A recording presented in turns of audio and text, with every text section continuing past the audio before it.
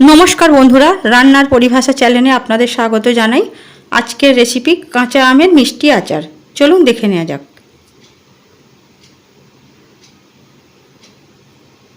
एखाने आमी 400 ग्राम आम निয়েছি। लम्बा लम्बा करे केटे आमी माझखान थेके एकटा करे पिस करे रेखेছি। आपनारा आपनादेर पछंद मतो पिस करे नेবেন। आमी एकटु नुन जले भिजिए रेखेছি। एबारे आमी जलटा फेले देब, दिए आमी छाँकनिते दिए रेखे देब। আমি এখানে একটা মশলা বানিয়ে নেব শুকনো। তার জন্য আমি নিয়েছি দুটো শুকনো লঙ্কা, একটু মেথি, একটু জিরা, ধনে আর মৌরি।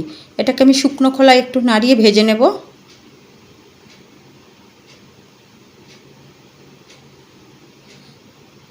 একটু লাল করে ভেজে নিয়েছি, এবার আমি নামিয়ে নেব।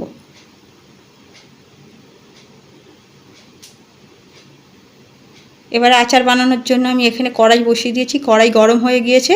এখানে দিয়ে দিলাম আমি চা চামচের 1.5 চামচ মতো সরষের তেল। দুটো শুকনো লঙ্কা দিয়ে দিলাম। শুকনো লঙ্কাটাকে ভালো করে লাল করে ভেজে নেব।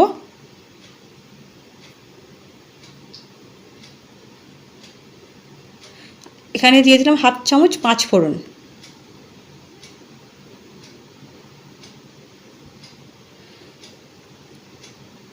জল ঝরানো আম দিয়ে দিলাম। আমটাকে একটু একবার দুবার নাড়িয়ে নেব। এবারে দিয়ে দেবো আমি চিনি। আমি এখানে 3 কাপ চিনি ব্যবহার করেছি। 3 কাপ চিনি প্রায় 300 গ্রাম চিনির মতো হবে। 400 গ্রাম আমি 300 গ্রাম চিনি দিয়েছি। পরিমাণ মতো দিয়ে দিলাম নুন। আমি কিন্তু নুন জলে আমটা ভিজিয়ে রেখেছিলাম, সেটা মাথায় রেখেই নুনটা দিতে হবে।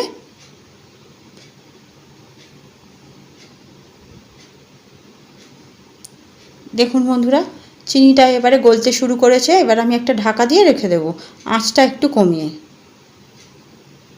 দেখুন বন্ধুরা, আমি ঢাকাটা খুলে নিয়েছি।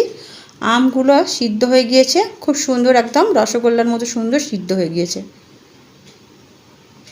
এখনই নুন চিনিটা আপনারা চেক করে নেবেন, কিন্তু দরকার হলে আপনারা এই অবস্থাতে আরেকটু নুন চিনি অ্যাড করতে পারেন। দিয়ে দেবো সামান্য হলুদ।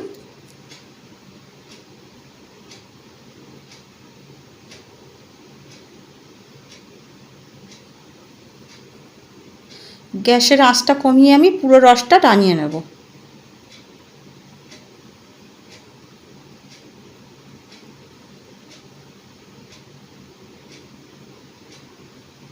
দেখুন বন্ধুরা, আচার পুরো রেডি।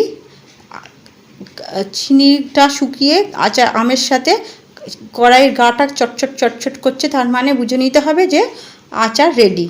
এবারে এর মধ্যে আমি গুঁড়ো ভাজা মশলাটা দিয়ে দেব। মশলাটা আমি গুঁড়ো করে রেখেছি। মশলাটা আমার পরিমাণে অনেকটাই হয়েছে। আমি এখানে 1 চামচ ব্যবহার করলাম। বাকি মশলাটা রেখে দেব, অন্য কিছুতে ব্যবহার করব। হালকা হাতে 1-2 বার নাড়িয়ে আমি গ্যাসটা অফ করে দেবো। এটা শুকালে আরও বেশি আঠালো হয়ে যাবে।